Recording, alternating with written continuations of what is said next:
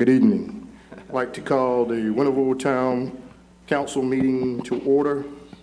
Invocation to be by Mr. Johnny Moy and followed by pledge of allegiance by Mayor Hines. If you could all stand, please.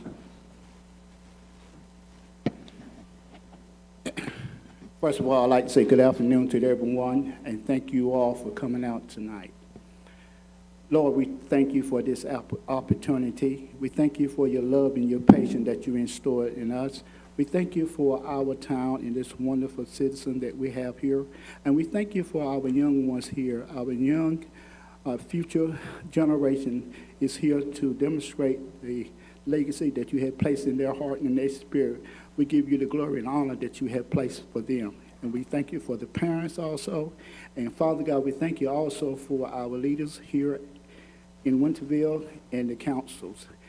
And Lord, we thank you for everything that you have done. Because this is the day that you have made, and we shall rejoice and be glad in, and we give you the glory and honor in Jesus' name. Amen. Amen. Amen. If you could turn and face the flag. I pledge allegiance to the flag of the United States of America and to the republic which stands, one nation, under God, indivisible, with liberty and justice for all.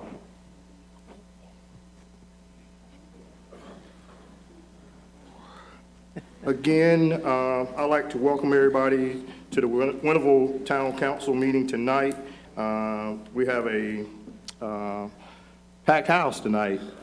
We're glad to be back in session. We took July off, so we're glad to be back. And I'm actually glad to be back because I wasn't with them in June. I had a little health scare, but to God be the glory, I'm okay.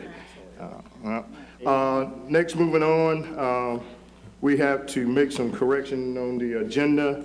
What we're going to do is we're going to move the proclamation up in front of the recognitions of the new employees. So that's going to be one change. Is there any other change? I don't believe I have any other, Mayor.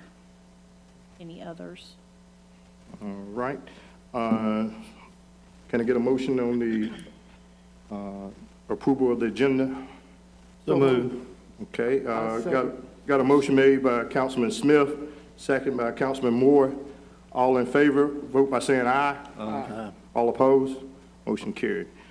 Okay, what we have now, the proclamations, and Mr. Harvey, will you read the proclamation for us, please? Yes, sir. Our first proclamation is for the Winterville Cal Ripken 10-year-old All-Stars. Whereas the sport of baseball expresses the heart and character of America and for many years has been properly recognized as our nation's pastime. And whereas Cal Ripken Baseball is a program of service to the youth of our community dedicated to teaching sportsmanship and the competitive will to win, as well as furthering physical fitness and well-being through healthful community activity to provide valuable training for the participants and entertainment for the spectators. And whereas the town of Winterville is extremely proud of the Cal Ripken 10-year-old All-Star team consisting of 12 players, a manager, and 3 coaches representing 8 Winterville Recreation League teams. And whereas the Cal Ripken 10-year-old All-Star team practiced 4 weeks prior to the state tournament held June 21 through 28 here in Winterville. And whereas the Cal Ripken 10-year-old All-Star team were champions of the 2022 Eastern North Carolina State Tournament, qualifying them to represent as the Eastern North Carolina Babe Ruth Cal Ripken at the Southeast Tournament in Jacksonville Beach, Florida, July 19th through the 24th. And now therefore be it resolved, I, Richard E. Hines, Mayor, and the Town Council of the Town of Winterville recognize the Winterville Cal Ripken 10-year-old All-Star team's contribution made to the Town of Winterville and are proud of this great team. In witness whereof, I do set my hand and cause the seal of Winterville to be affixed this first day of August 2022. Thank you, Don. Coach Trey?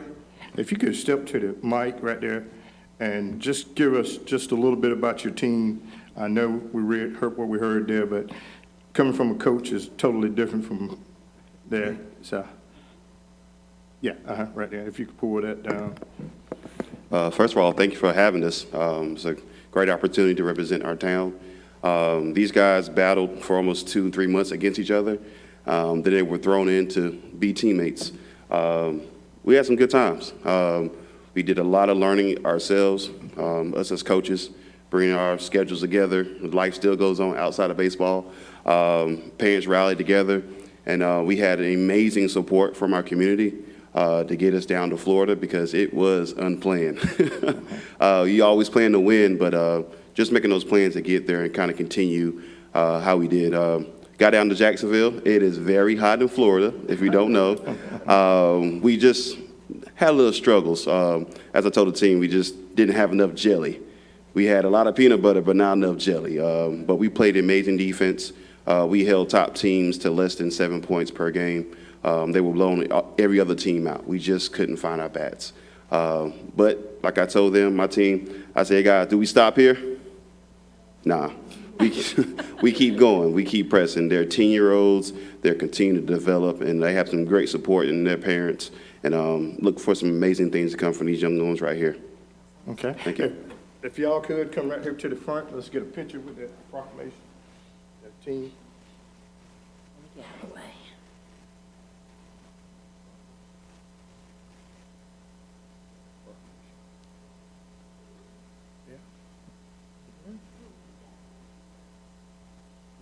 there.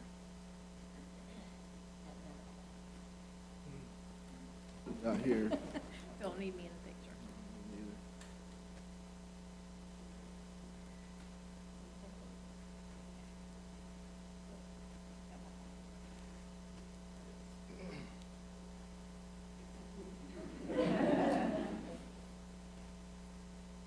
What's this piece of paper?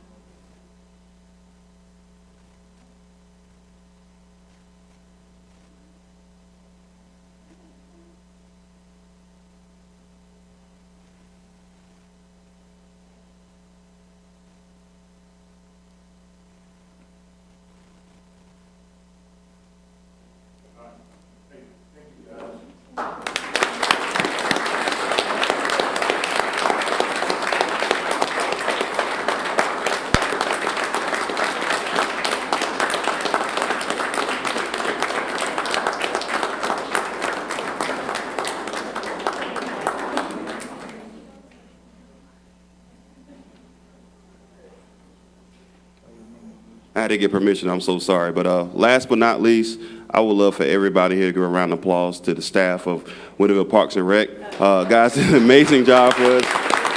Evan and his team. You wouldn't believe what they went through to get us there.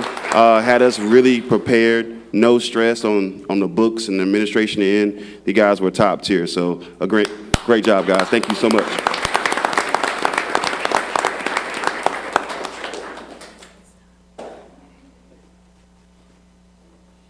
Mayor, we have one other. Can you let them kind of, Okay. and then we'll go to the next one, let them kind of clear out.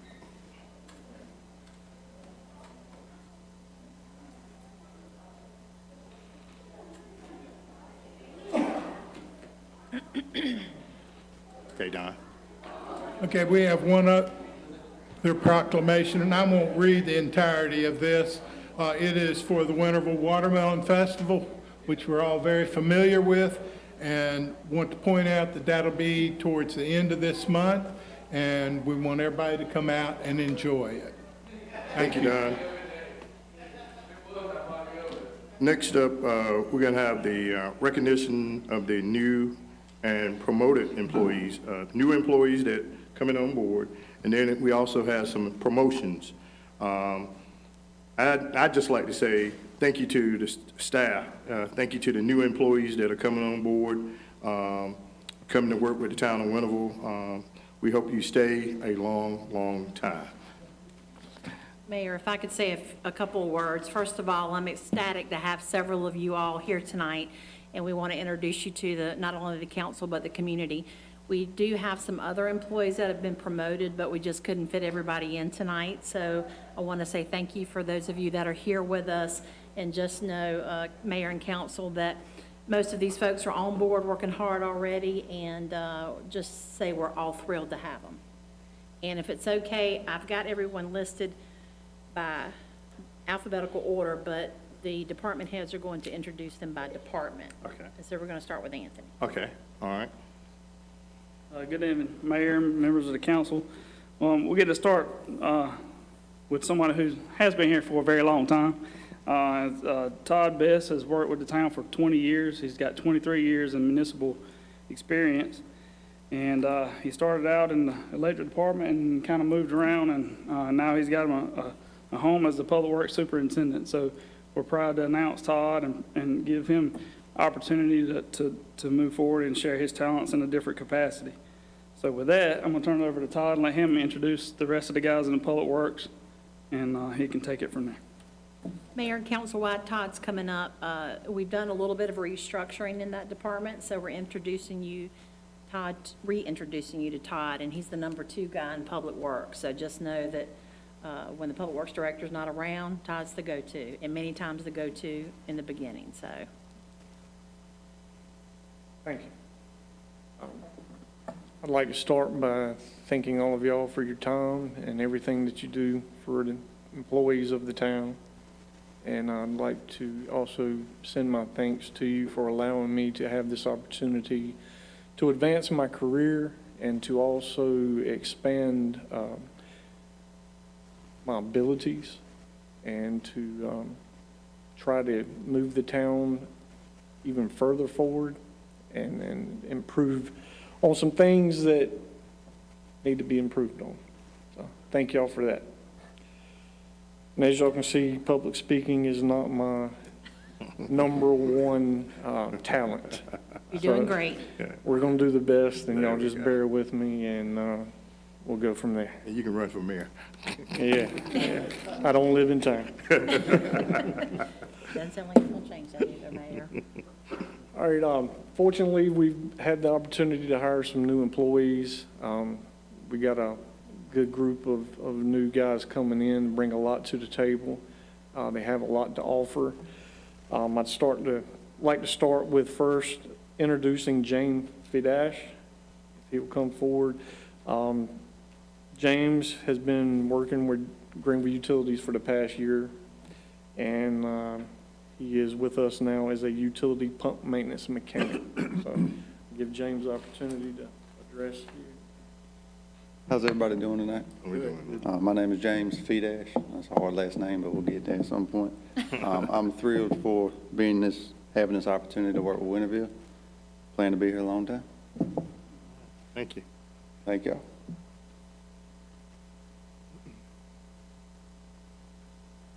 The next gentleman we'd like to introduce is Walt Gaskins. He also came to us through GUC, where he's been for the last 8 years, working in the wastewater treatment plant as an electrician / instrument technician. Walt Gaskins. Good evening. Public speaking is definitely not my forte either, so I'm probably nervous, but I want to thank each of y'all for the opportunity to work for the town of Winterville. Look forward to many years of serving the people here, and hopefully I can do as good a job. And I'd like to thank y'all for all the support that you give us so that we can do what we do for the people here. Thank y'all so much.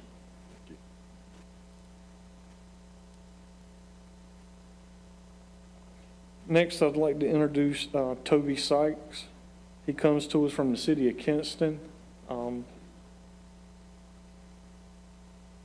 During his time with the city of Kinston, he worked as a water quality technician. So here's Toby Sykes.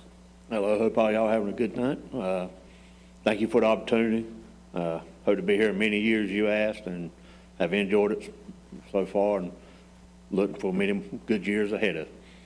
Thank you. And we have one more out of Public Works. This young man is working with the street department. His name is Dustin Howard.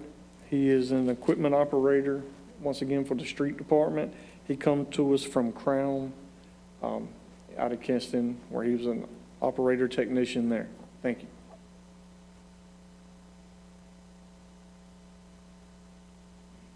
Nice to meet y'all. Appreciate the opportunity. Hope it'll last for a long time.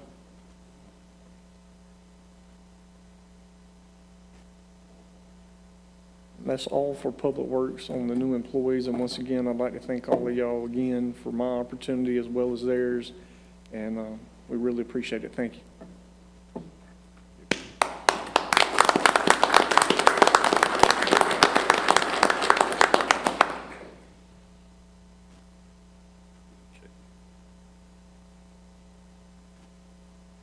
Good evening, Mayor, members of the council.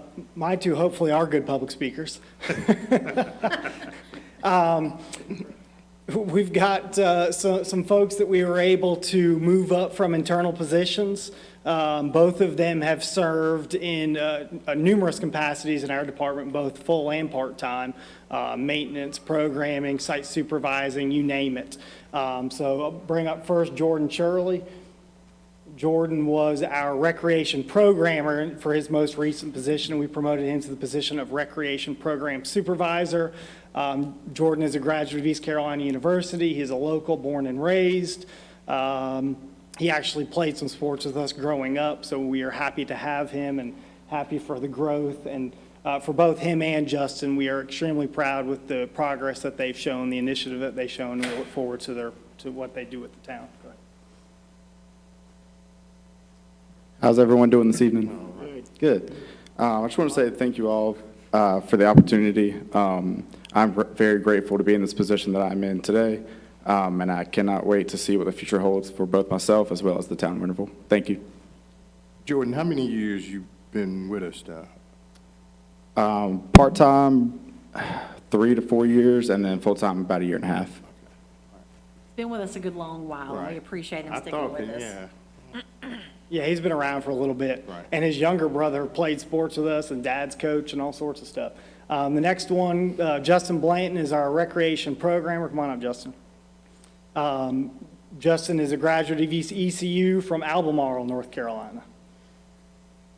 Hope everybody's doing good tonight. I just want to thank y'all for this opportunity. I've been here for about 1.5 years, and I've loved every second of it, so hope to have a lot better years, a lot good years.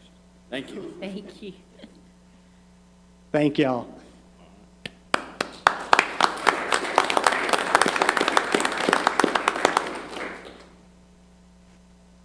Yes, Chief.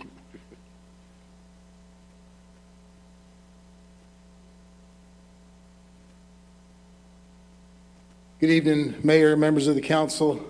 It's been a long road to get to this place where I can introduce some police officers, and I'm happy to do so tonight. And I will bring all 4 of them up, and we'll just kind of have a little display. Majette, Ms. White, Mr. Hamilton, and Ms. Gomez.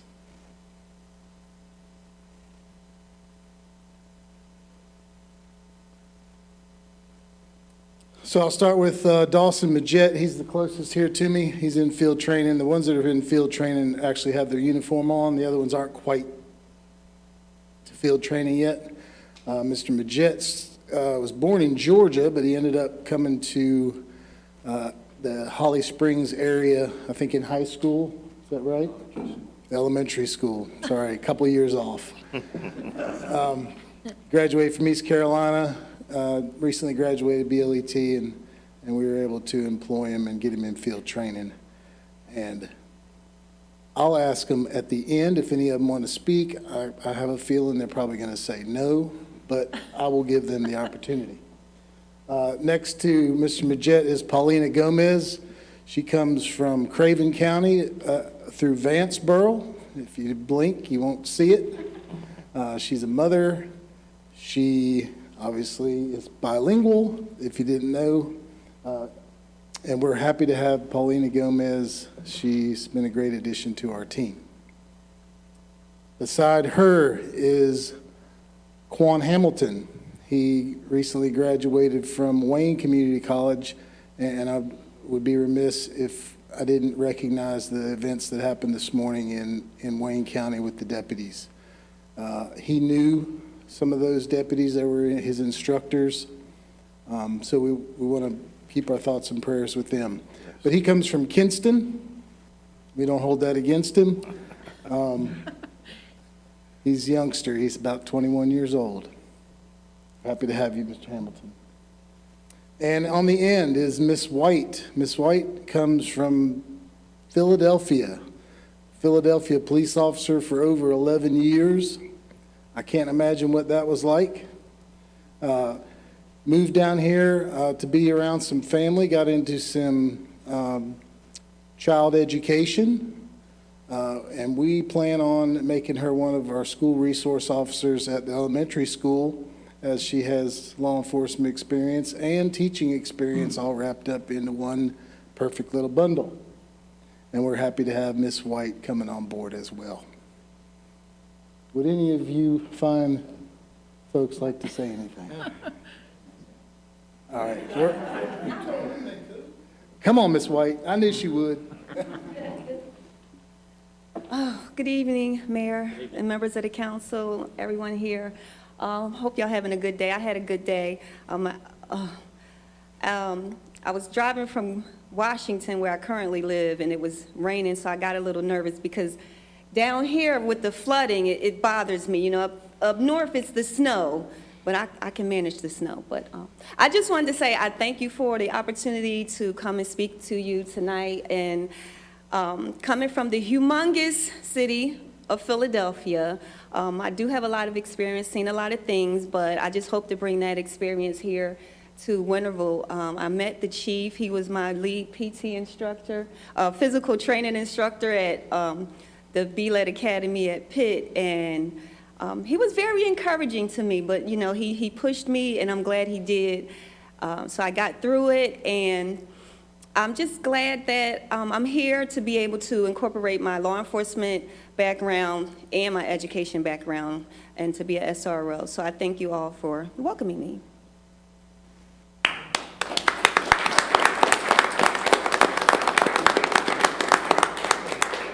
Thank you. I'll hope to have 4 more in January. Now I got a question.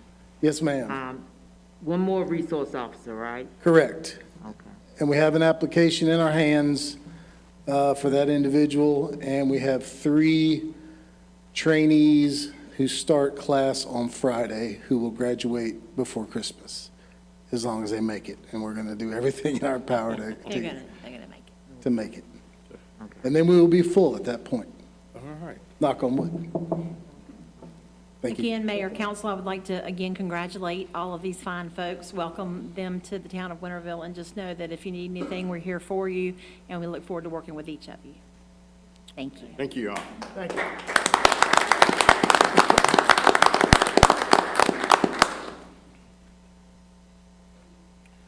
Okay. Let them clear out. Next up, we have a presentation, and it's actually our traffic garden update. It's Trish. Thank you. Hi, everyone, and Mayor Hines, again, it's so good to see you in the chair this session. Yes. It was so great to meet you earlier tonight for the first time, and to say hello to all of you all again. My name's Trish Farnham, and I'm with an organization called Bike Walk North Carolina.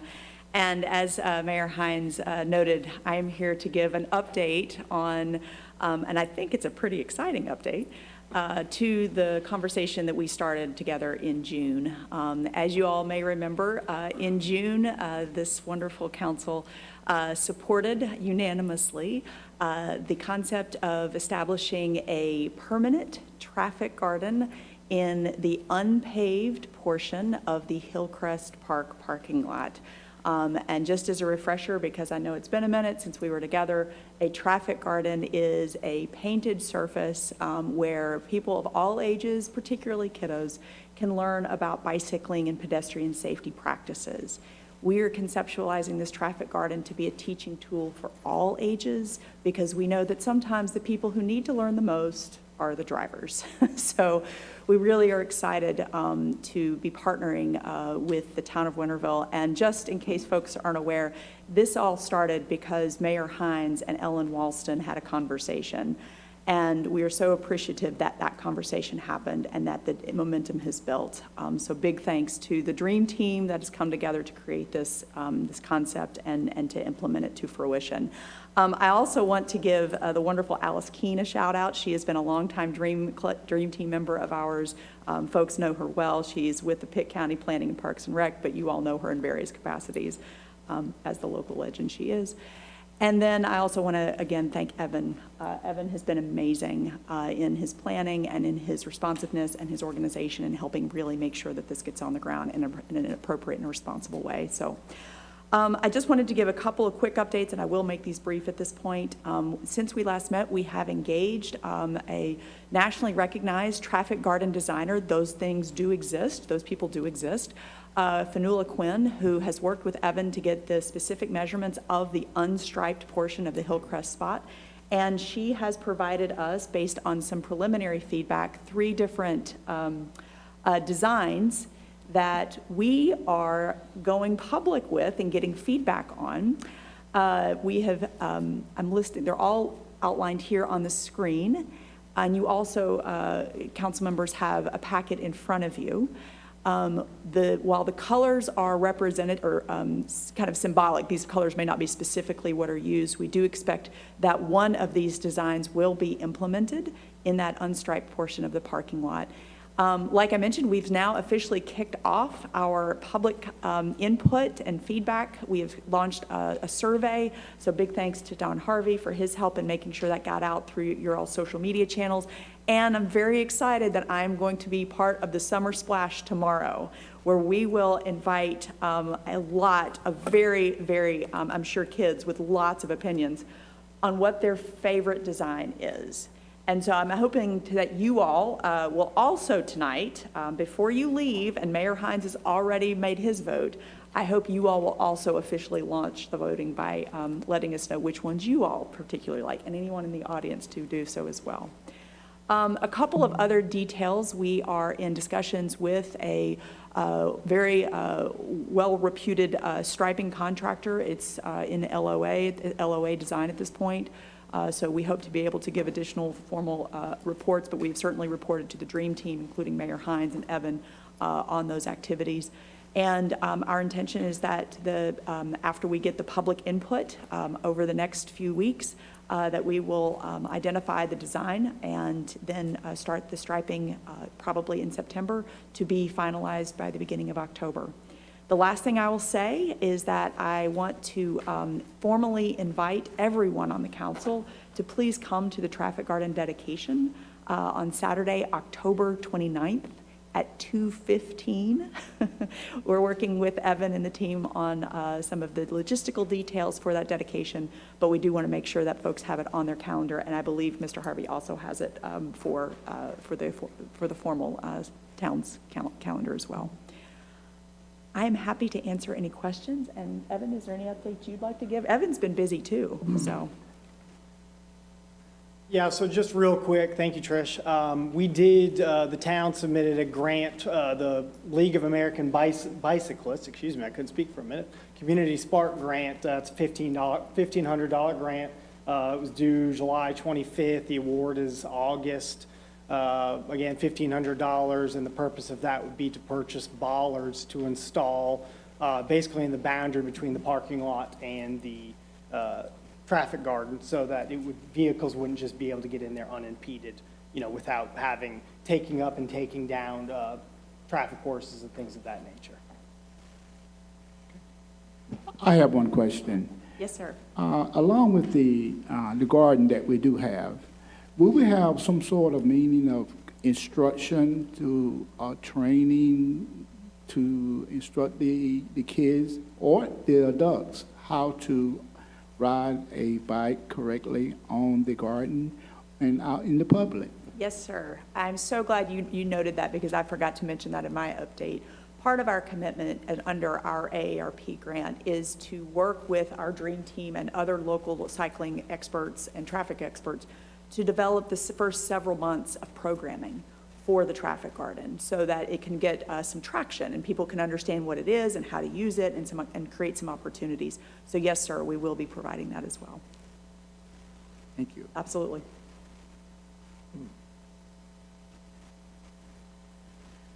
Any other questions? Of course, I'm totally excited. I think I've been the head cheerleader for this. Anytime we can get something new and exciting to bring to Winterville and to our community and be able to help not just our community, but the whole county at large. This is a great opportunity to showcase Winterville as well. It will be the first of its kind in eastern North Carolina for sure. Say it again? It will be the first permanent traffic garden of its kind in eastern North Carolina. That's what we like to hear. Yeah. That's what we like to hear. That's why we're the And we slice of certainly the good life. noted it in the press release we all released too, Right. so absolutely. Fantastic. Thank you all.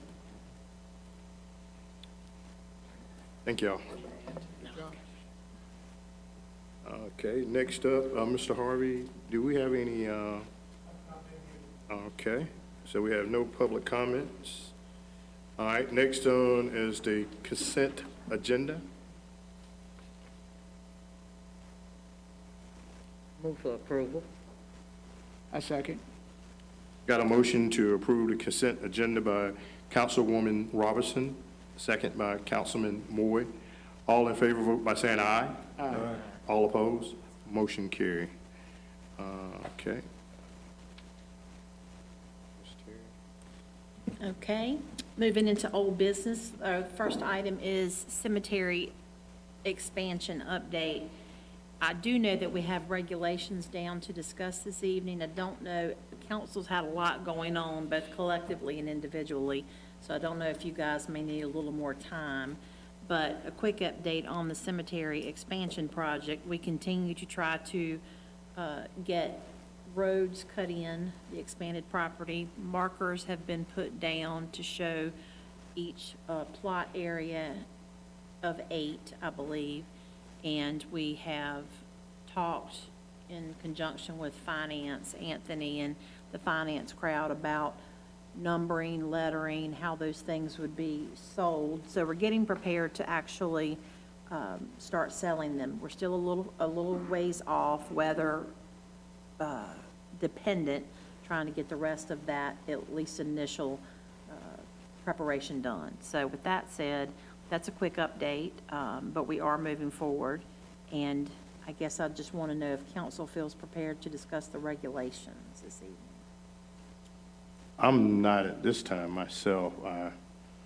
How the rest of the council feel? Do you want to just table this? Give it a little bit more time? Sure, I'm fine with that. Everybody's fine? Yeah. Consensus is. Okay. Okay, we'll bring it back on the, 12th, September 12th? yes, I had to think of what month it was. Yeah, September 12th. I'm a little bit off. This is Okay. but yes, we'll bring it back to September meeting. Uh-huh. Thank you.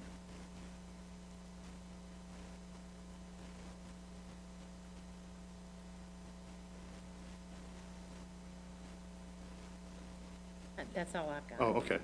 All right, the Ain Street sidewalk project update. I was looking at you. I'm sorry. That's okay. Good evening, Mayor, members of the council.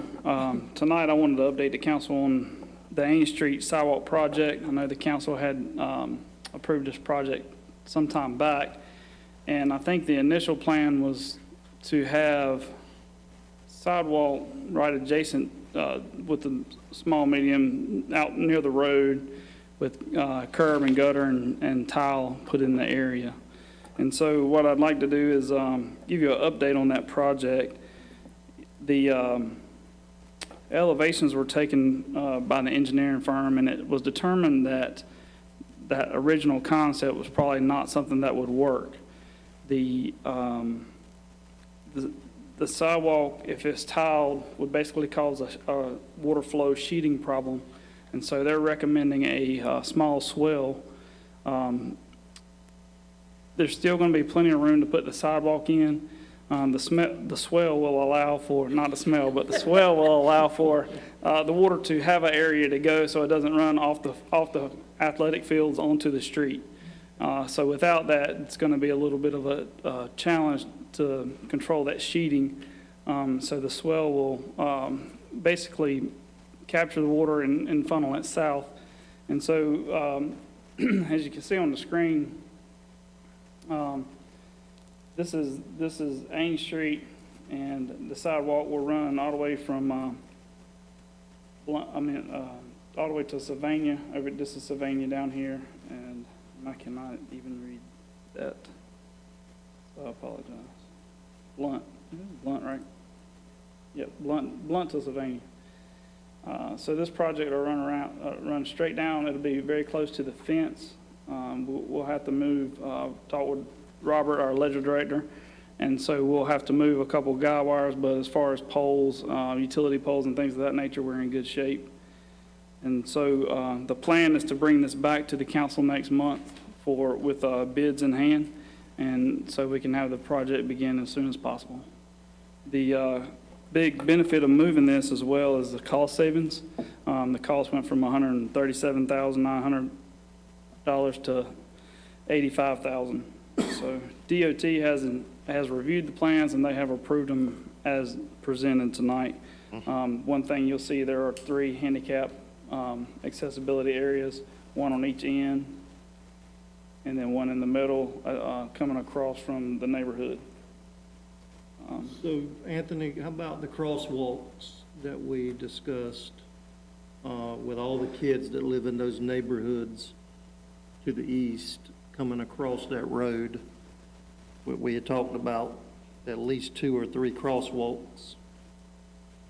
We could certainly include that, and I don't think that's striping, so I don't think that'll be a very big issue. I mean, if you want to formalize crosswalk with mechanisms such as the button and things like that, some kind of signaling, then that would be a different level. I mean, I don't know that we need that, but we need to, I mean, there needs to Striping. be some crosswalks in there. There are a large number of kids that walk, and I know because I'm dropping my kids off every morning. Right.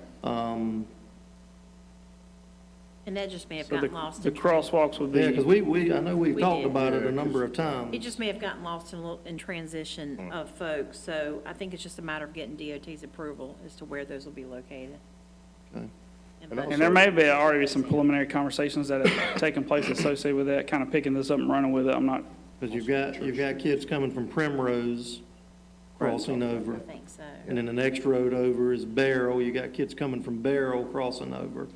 And then further down, I don't know the next road over, but that's the one that crosses over where the corner of the park is. Evan, what's that road? The one that runs into Division. But it's not Division on the other side. Windmill. So there's several there that need to be addressed. And we'll get Don to pull up previous minutes, and I'll get this back out to everybody, but I believe we talked about 2 to 3 in my recollection on Ain Street, 1 on Blunt Street. Evan, I don't know if you remember. And then I do think the mayor reminded me in a different conversation, talked about Church Street, just to try to cover all angles where children are walking to school. Yeah, because Officer Dover is out there directing traffic right there on Church. And that's where I was saying crosswalk right there, where they be coming across right there. So it may be an opportunity when I'll get into this a little bit later, but we're looking at our Powell Bill program and where we are with striping and parking throughout town and other crosswalks as well that were included. So I can certainly talk with the engineers and see if we can include some of it with this. And then if there's any areas that the council are interested in that's not included with the project, we can certainly bring it in with that as well. And I wouldn't hesitate to talk with somebody at Pitt County Schools. We talked about that, having some discussions with them to see if they would help us with some of those crosswalks. Especially out front. We'll reach out to those entities, make sure we have DOT's blessing, and make sure that's incorporated in the overall project. Thank you. Anthony, I have a question about that swell. You call it a swell or smell? Or Small ditch, really. a It's- small ditch? Okay. I think he had already jumped to the sewer portion of his presentation tonight. Well, my question is, once it captures the water, now, does it runs back into the street, or does it hose it, or does it goes down to It heads- drainage? It heads south down toward, past our park, and heads out. The girls softball? No, we're talking about, well, yeah, the girls softball field at A.G. Cox, yes, Yes. sir. It heads south there, and there's a tile right here that it'll dump into. Or it'll run from, It'll flow this direction right here. so the V, what it does is capture it, and then it runs into some sort of The drain tile. drain tile. Okay. Pretty neat.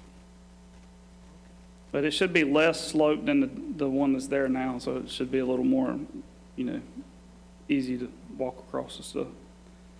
What's the timetable on this?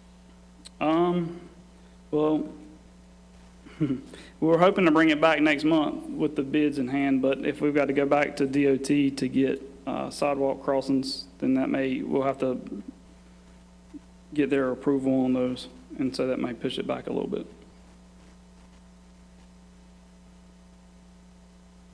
Why are we on crossing? And why you talking about DOT? Can I add one little addition to that? When you talk to DOT on a street, that's Railroad and Worthington Street, a little crossing there on Worthington Street. That crossing that railroad track is enough. And I think that is a DOT street. I know it ends at the county. Belong to DOT. Railroad Street. On Railroad Street, they'll be on the west side of Railroad. Coming in from, The state's portion of railroad is after you cross Worthington, I believe. so, Is that going, okay, guys, north? North. okay. Let me say it this way. On Worthington Street, okay? Coming in on Worthington Street towards the railroad track. When you get there to the railroad track, there is, that whole little section there is in bad shape.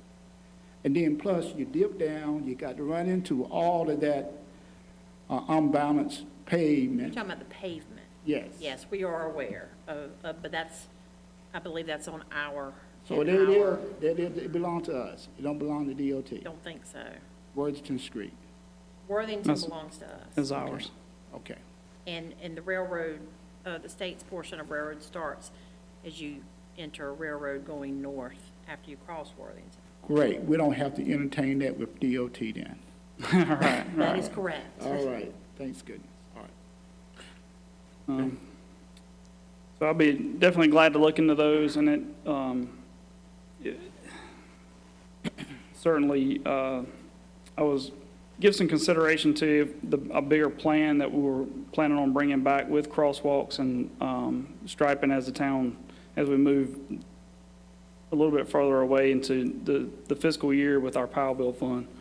The crosswalks are vital there. That's an extremely busy road in the mornings, and there are a ton of kids that are crossing that road.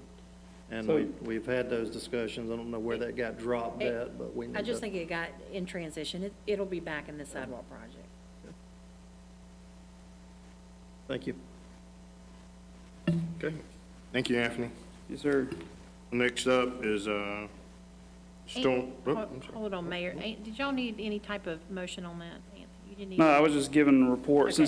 Since the project had changed, I was just wanted to wanting to make make the council aware of what the changes were with regard to the curb and gutter and the tile not being as, probably what was envisioned. So I was trying to, not to let there be an expectation out there of something that wasn't gonna be able to happen without some complication. All right. Next up, it's Anthony with the 2019 sewer. Oh, the smell. smell. It's now time for the smell. It's time for the smell now, Anthony, yeah. All right. Well, we're gonna, the next item on the agenda is the contract amendment for Rivers and Associates. They were the engineer of record for the 2019 sewer rehab project, which is basically concluded. This was the project that went through town, and we did a lot of slip lining and fixing of lines through the area. There were no pump stations involved. It was basically all line work, and so during that process, there have been a few amendments. This would be the fourth, and this was only needed to close out the project so that we can get reimbursed for the funds that we have spent through the Division of Water Quality. This amendment is in the amount of $22,862, and this project is basically closed out. So this is like the last piece to finalizing everything and working on closing that grant out. Motion to approve. Have a motion on the floor. Do I have a second? Got a second also. Got a motion by Councilman Smith, second by Councilman Rice to close out the 2019 sewer rehab contract amendment portion. All in favor, vote by saying aye. Aye. All opposed? Motion carried. Next, Anthony. So this is another contract amendment. This is for the 2020 pump station rehab project. This project is also being funded by North Carolina Division of Water Quality, and the as you can tell from the abstract, this is quite a project, and it's changed over time as we came in and realized what all the town's needs are, especially with all the growth that's coming on. So the initial project was to relocate Chapman Street well, pump station, excuse me, and then build a outfall line that goes out toward Reedy Branch and carries a large portion of the town's sewer. So that's one of two major lines that carry sewer to the CMSD infrastructure on the west side of town. This amendment will allow us to expand on that project and that application. So we'll need to modify our grant with Division of Water Quality. This would allow for improvements at Church Street. Church Street needs increases in capacity and infrastructure that would allow it to work much more efficiently, get rid of rags and things of that nature. And so with a large number of developers looking to develop that part of town, which would be the next target area, we felt like it was important to go ahead and add this to this application. This is a zero interest loan, and it had a $500 debt forgiveness grant associated with it. This project will be a total, when you add the two areas together, of $4,408,000. That'll be an estimated annual debt service of $195,000, and that cost to the customer could be anywhere from $4.55 a month to $5 per month. That's several years out. The project is not anything that's going to happen overnight, and obviously the price of bids would affect that. But what the main thing in front of you now is to get this contract amended so that we can get work done on the Church Street pump station and include it with this previous contract. I make a motion that we approve the contract amendment. Have a motion on the floor. Do we have a second? Got a second. Got a motion by Councilman Moy and a second by Councilman Moy to approve the contract for the pump station rehab. All in favor, vote by saying aye. Aye. All opposed? Motion carried. And I'd like to, Blaine represents Rivers and Associates. He came out tonight, and if I misstated anything, please correct me. Yeah. Did I say $500? Yeah, you said Oh, no. 500. I was thinking. All right. Well, it is $500,000, absolutely, yeah. Yeah. So, thank you. And that's all I have on that. Okay. All right. And then we'll move into new business, modification to design standard manual. Is that you, Mr. Chair? That's going, Anthony. Anthony? Yeah, I get a lot of me time tonight. All right. So this item before you now, this allows us to amend the design standard manual and specifications to allow changes to be implemented by town staff. And so currently, our manual was adopted in January of 2021.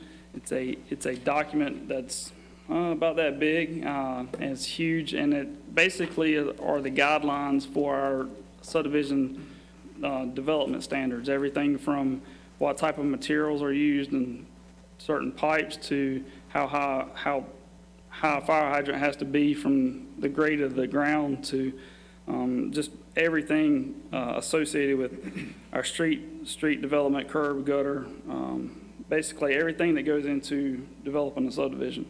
And so what we've identified is that we need a little more flexibility on making changes. For example, we'd like to be able to camera sewer lines as the homes are built so that we can see from the house to the curb that there's no issues or any infiltration, anything like that. But we'd like to make so our developers can ensure that and provide us proof, things of that nature. Just give us a chance, because that's an item that, is not necessarily in there. There's several items that we would like to change so that we can. Would they consult it first if we make any decisions? So basically, we wouldn't change things like the type of material, but it would be more process-oriented items. That's typically what the change would be. Say, for example, if the industry standard now is to seal a pump station wet well, so that the concrete doesn't corrode, and so we would have the ability to make that change without bringing it back to council. But we can certainly consult engineers. I mean, we obviously wouldn't. My concern is making any changes, not having a full-time building inspector.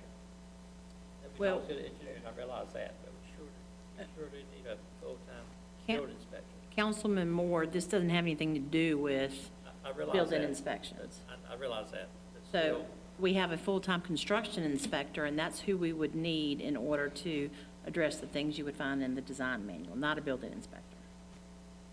So we currently do have a full-time construction inspector. Who is that? That is Ed Howard. Don't staff full-time? He is, and he's been here quite a few years. Ed Howard. I'm sure you've seen him at lunches and whatnot. So one of his job is to look at these developments as they're being put in place and make sure, for example, whether the material meets the standards that are designed, such as how thick rock is in the street and how much asphalt's in the street and how thick the concrete is in the curb and gutter, and how the sewer system comes together and things like that. So if I could go a little further, a construction inspector is somebody that we've had on staff since before I came with the town over 13 years ago. So that is something that, The reason I brought that up is, if you try to go into my driveway, you're on the right side of the road, you can't get into my driveway, it's so narrow, unless you go to the other side of the highway, road. And across the center line and get into my driveway, it's so narrow. Tom Harwell and I argued that many times. I said, why would you give it such a narrow? The house had no parking for me. They parked on the streets. They had one parking space on the side of the house. Then I put in that circle drive, but to get into it, I got to go out the other side of the road. He said, well, it's a state road. I said, well, why don't you ask the state to make a wider area? And I hadn't done that, and I should have done it years ago, but that's what brought that up too.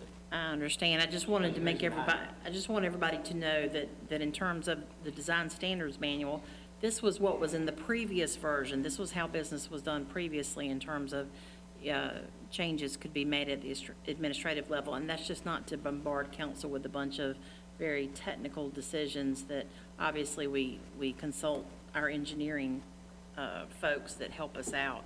and industry standards, but it's basically is not to have to come back, which we would do frequently, potentially. Proof that modification made by staff. Have a motion on the floor. Do I have a second?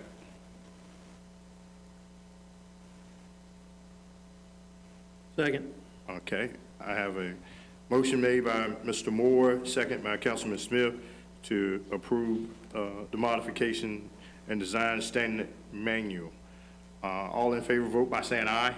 Aye. All opposed? Motion carry. Thank you. Get a little break from me for now, so I'll be All right, back, though. Chief? So Mayor, members of the council, while Chief's stepping forward, this is a quick background on this item. The town leases a vehicle every year and has done so for several years for investigative purposes within the police department. Recently, the dealership with which we do business with has required an additional resolution to ensure that we are attesting to the fact that council's been made aware of this fact. That lease payment, annual lease payment, the sum total thereof was included in the budget you all approved for 22-23. But with that said, and I'll let Chief follow up with anything he needs to say, but that's why you have the resolution that you do, that basically it gives Jessica Manning as the finance director the authority to sign this document to show that she can then currently execute the other slew of documents related to the lease, but it's the same lease we've been entering into business for the last This will be the seventh year. 7th year, so it's definitely not new. This is just a new piece of information that we have to execute and include. I can answer any questions. I think it won't be an annual resolution. I think it'll be good for the life of the lease, which is 3 years. Thank you. Second. Got a motion and a second. Motion made by Councilman Moore, second by Councilwoman Robinson to approve the lease resolution. All in favor, vote by saying aye. Aye. All opposed? Motion carried. Thank you, Chief. Thank you, Terry. Thank you, Chief. Other agenda items? Anybody have any other agenda items? I got one thing that someone asked me about. I think it's Bayberry Drive in Craft Winds.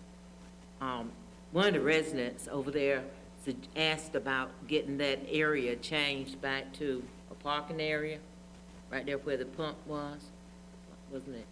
Wasn't the pump station over there? And we didn't let people park there because we had to repair. Todd, how about come to the podium? I'm just saying, the area she's talking about, I know it was a utility, some type of utility station there. There was a sewer pump station there. Yeah. And we had zoned it, no parking. Right. So that if we had to get a VACCON truck in there or something of that nature at nighttime, there wouldn't be anything blocking the way. And the citizen inquired what would they need to do in order to get that area back open up so people could park over. So we've done away with the pump station over there. And so I think council will just need to approve making that back, well, creating. Yes, yeah, I think they'll just vote of the council on whether they want to allow parking. If they want Right. to limit it to certain times, they could, of course, also do that in the same vote. But I think it would be just a matter of designating that back to the, I think somebody has a business or something, they park cars all the way down that side or something, anyway. But that was the question, what would they need to do to get it restored? now, business parking may cause some issues that we can discuss outside the meeting, but certainly for residential parking as the rest of the street would currently allow, is what I would suggest. Chief, are you familiar with the location?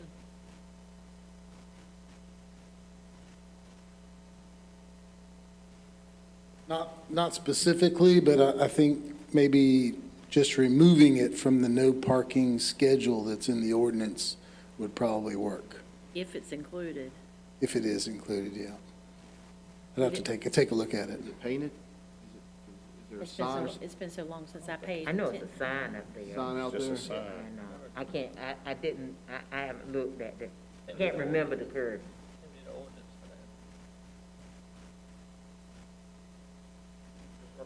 What would be your suggestion, that we table it till we can find out? Probably a Probably be- month, probably a right. month wouldn't hurt anything to Yeah, look at it, then look at it. they bring it back for a That way we can consideration determine vote. if it's in the ordinance. Right. And Mr. Moore's right, Right. we'd need to have an ordinance. Right, What exactly was prohibited when this? so we can put that on Yes, we'll have it on for the September agenda. September.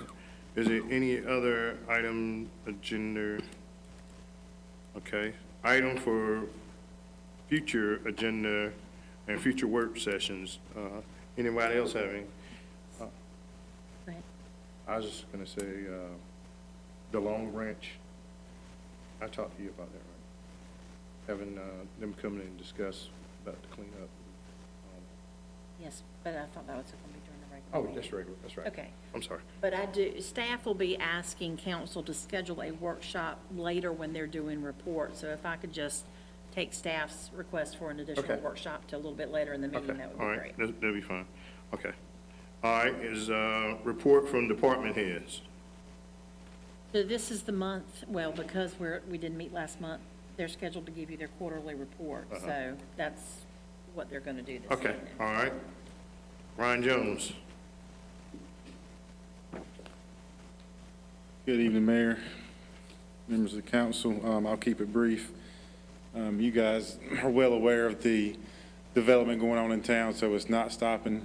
So we're, my staff, planning staff, public works staff have been in constant contact with potential developers, current developers, potential sites being developed, sewer extensions, utility extensions. So we're having those conversations on a weekly basis. I will say that we currently have a couple rezonings in the works, so you guys will see some on your agenda next month. Zoning permits for homes, we're already up to 76 this year. So last year, for instance, the entire year was 66. The years before, 2020 was 54. The year before that, in 2019, was 75. So we already eclipsed 3 years running. So when it's not slowing down, I anticipate a number of more applications to come in for single-family homes. I'll be bringing back some stuff for you guys to take in consideration next month with the Pitt County Comprehensive Transportation Plan. But not much the town's going to be contributing, so with that, it'll be basically kind of intertwining our Worthington Road corridor study, then some bike and pedestrian type stuff. But I'll be bringing that back to you guys. Other than that, I don't have anything else for you guys. How about the intersection, which is the most dangerous intersection in Pitt County of Mill, Davenport, Vernon White, Highway 11? We know it's the most dangerous one. It's always it's an item of contention that, And we hope that our mayor will get some votes together before the next meeting to make that a priority. And I'm only that one vote, Tony. But ask ahead of time, Right. ask each mayor, ask your Grifton mayor and other people, that we need that vote. That's a dangerous intersection. Sure, totally agree. We know it. Totally agree. But yeah, that'll be something we can bring up to the MPO and get. I got to hit that intersection. Yep.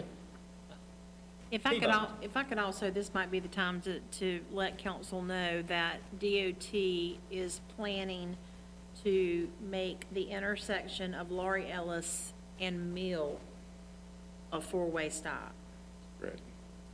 So they sent me the crash information. It's pretty numerous, believe it or not, and as such, they are taking the stance that that's what needs to happen there. So I'm just letting you all know. What about, Not currently. what about sidewalks on Mill Street? Have they discussed that yet? So there is some talk about sidewalk projects within MPO, so there's still, that's the funding issue. So it's in the STIP, the State Transportation Improvement Program. So it just depends on where the prioritization lands on that. So that prioritization process is starting now. So we should know something within the next couple of months on that. It is something that our staff and representatives continue to push forward through the MPO process. It's much needed, Absolutely. needed on Mill Street. And, Much needed. and as far as getting data, Beacon and Vernon White, Yes, that intersection, there have been quite a few accidents there. quite a few. And sidewalks there on Beacon Street, coming from Vernon White going on back. I know we have businesses there, but those businesses was there before. We think we had urgency for sidewalks be put in for business, like the the doctor office. I think they do might have one, but I think there's a couple businesses right there on Beacon Street. It does not have sidewalk. I see that a lot of people is walking in the afternoon that works to some of those businesses there. They all out in the street because there is no sidewalk. Beacon is our road, if I'm not mistaken. It's a town Well, road. years ago, we did a priority list, and Mill was number one, sidewalk, which we have not done. It cost $194,000. Number two is gonna be Cooper Street. It mentioned Ainge, but I think my priority would be, before those guys, these people would wait their entire lives. That's a new area. Yes, But the people first we need to have Mill Street done first. I agree. And then we need to do Cooper Street. There should be two priority areas for our DOT. Another item for, we need to appropriate some money for the mayor to have dinner with these other people from Pitt County on the board. There's 34 members of that board. And appropriate money to have a dinner with them and tell the importance of safety in our community. We've been very patient waiting. We're growing. We would like to have our fair share of our state money. Yes. Shouldn't all go to the largest municipalities, but I should be punished because we have the big brother next door. We do exist. What Our area, lives count too. what areas in Winterville are on the priority list?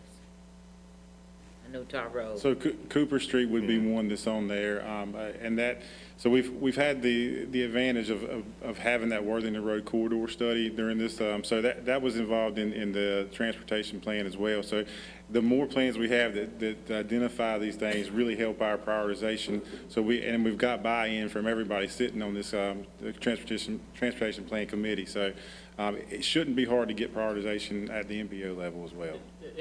August 24th, next meeting? I think that's the TAC. Yes, sir. Yeah. Yep, so TCC, I think, is next week. Yes, sir. And, we have a board member is Tommy Taft, Jonathan Taft. Thomas Taft. Thomas Tom Taft. Taft, Yeah. Have dinner with Tom. Tom needs to help us out. All right. Talked to his I'll father put a few that on months my ago. priority list. Anybody's building homes in 4 states, he said he's building 6,000 homes, that we was talking on the phone. He shouldn't have that pull with us to help us out over one of I agree. building homes here. And the Tar Road expansion is still on schedule for? Still on schedule, yes, sir. I think their project page for DOT says that the construction is going to begin 2025, so they're in the right-of-way acquisition phase right now. You may hear about homes that are going to be purchased, taken, parts of front yards, et cetera. So Yeah, now it's starting to get interesting. They've got appraisers out looking at it now, so they've already contacted the town on stuff that we own out there as well, so. The Kraft heirs have been told they'll lose 2.5 acres out of the 24 acres they own at the intersection of Old Tar and Worthington Road. 2.5 acres, they ain't get a price yet. They're concerned about losing Sure, the area. rightfully so. Okay. Thank you, Brian. Thank you.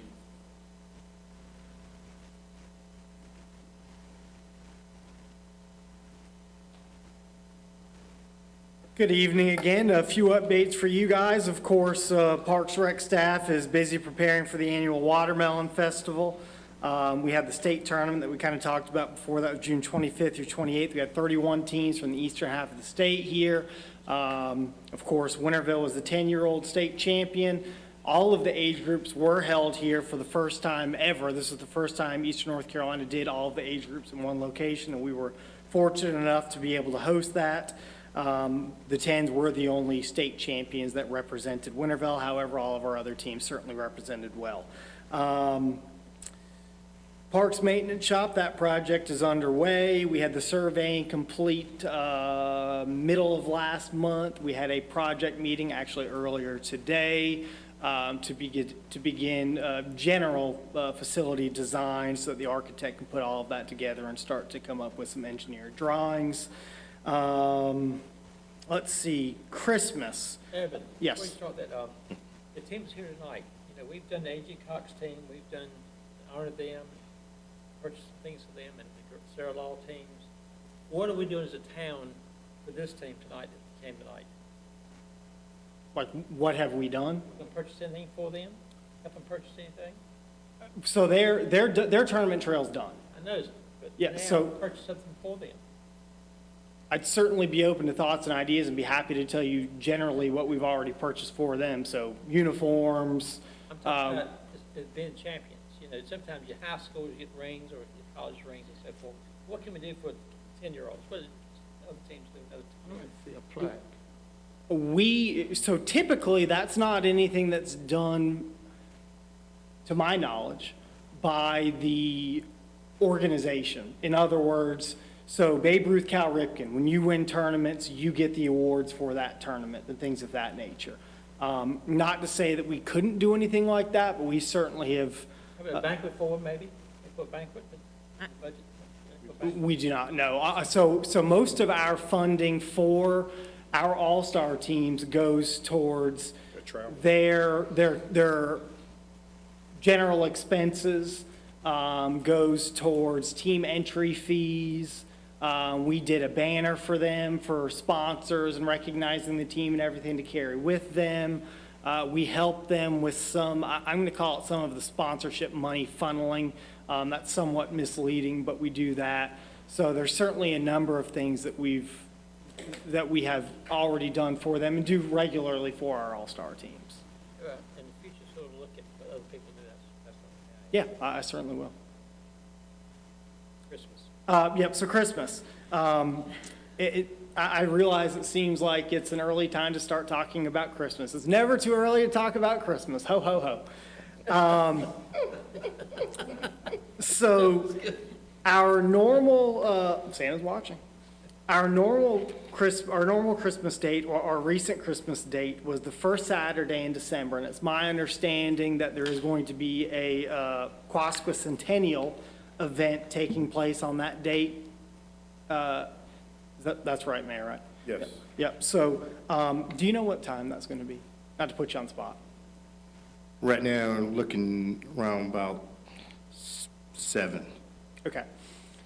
So, so that's our normal Christmas date. And of course, to kind of keep in mind, our normal Christmas events has been transitioned to everything in one day. So we have the Christmas parade, Christmas market, Christmas tree lighting ceremony, all in one day. Now, we had talked about moving time up some for the Christmas tree lighting anyway. I think we had talked about moving it up to 5 o'clock or so because of the time of year, because 6 was late. Is that ringing a bell? It does. Yeah. It does. I just wanted to make sure I wasn't making that up. So anyway, so I think there's some potential based off that to maybe keep it on the same day. However, I know that certainly there could be some other potential conflicts.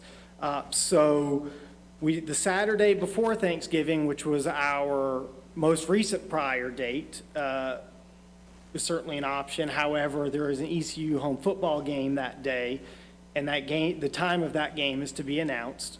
And the other option that we've also used before is the second Saturday in December, which is December 10th. No conflicts on that date to my knowledge. However, we do have the Riley's Army 5K that Sunday, which again isn't a conflict for the Christmas stuff. So I just wanted to kind of present all of that together to council to open the floor to thoughts and ideas from what we might want to do this year. It's much better than before Thanksgiving. So if I may, trying to do all of our town Christmas events on the same day as a Quasquicentennial event concerns me slightly because I don't know what involvement town staff will have in the Quasquicentennial event. So that's an awful long day for a bunch of staff. So I just put that forward, understanding that What's the date of the centennial meeting?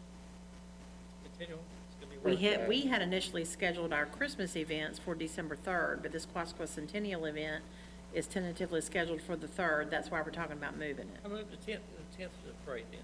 Now, so if we move everything to the 10th, just keep in mind that in terms of the pole decorations in town, where we have historically the last couple of years at the same time, lit everything up collectively, we may have to turn those on earlier because that's awfully late in December to be not having any lights at all. I think we're fine with the 10th. I just wanted everybody to know that it's probably going to mean that we'll turn pole decorations on prior to the actual tree, which won't be turned on until the 10th. Anybody else want to say Quasica Centennial one more time? I'm impressed you've been practicing. So, Is everybody good with the tent? Consensus, everybody? On that end? Mark?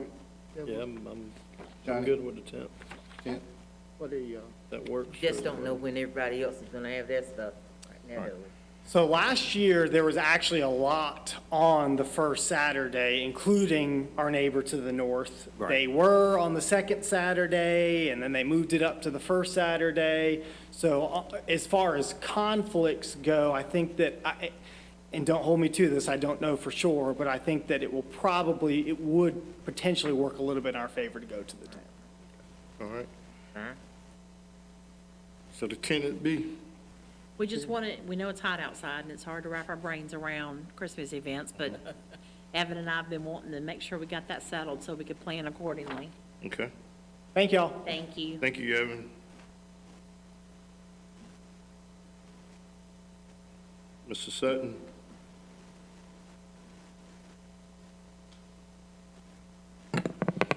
I will tell each of you that if we're looking for another place for a traffic garden, anywhere on Frog Level Road near a four-way stop would be ideal. I would love to see one there. Most complicated traffic pattern in all of Pitt County.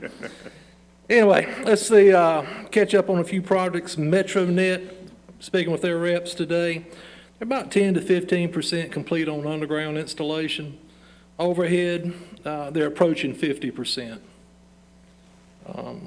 A.G. Cox, obviously that project is a little behind schedule now.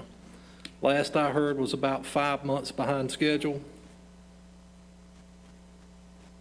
I think the main building, the administrative building, probably what a lot of you are familiar with, the old high school portion, is scheduled to be, my understanding by the contractor, is scheduled to be demoed sometime after the holidays as it stands right now. So, Copper Creek, Phase 2. It's new subdivision just off Reedy Branch. We pulled all the primary cable and stuff in for that subdivision. We'll talk about another issue in terms of materials in a minute.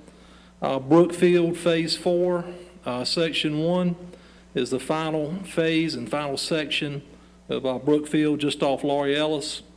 Construction is well underway. Should have the conduits for the electrical crossings in within the next 2 weeks. Eli's Ridge, well underway. They've have sold some lots near the rear of the property, but obviously there's a good bit of available lots out there for building. 11 at Main, met with the developers several times recently, looked at maybe issuing or installing some new easements. I think it may work for the town's benefit what we're looking at doing. The Watermelon Festival prep is well underway for us. Old Tar Road widening engineering is still well underway. Speaking with representatives from DOT last week, our engineer is looking at possible acquisition of additional easement. Some of that is temporary. Some of it may be permanent, depending on what our needs are. And the last thing I talk about would be, obviously, I'm sure you guys are well aware, there are a lot of material acquisition issues right now.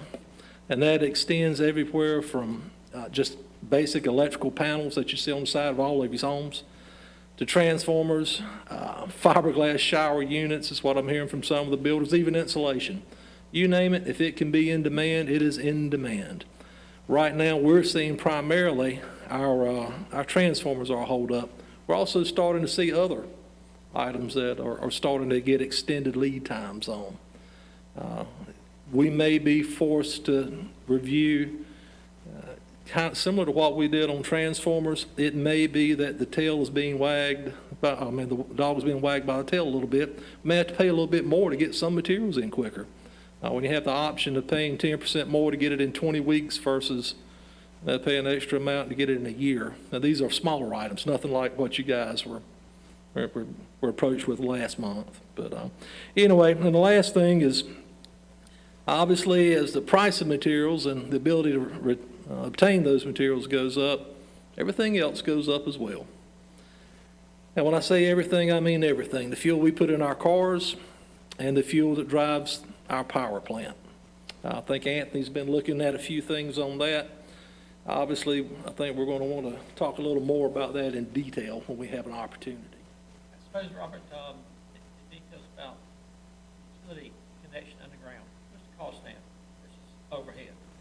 If I want underground utilities versus overhead, what's the cost? I'll give you an idea. A transformer that we paid $2,700 for a little over a year ago now costs $8,200. I was referring to the cost of to the resident or to the builder about underground versus overhead utilities. In terms of subdivisions, they're all put in underground now.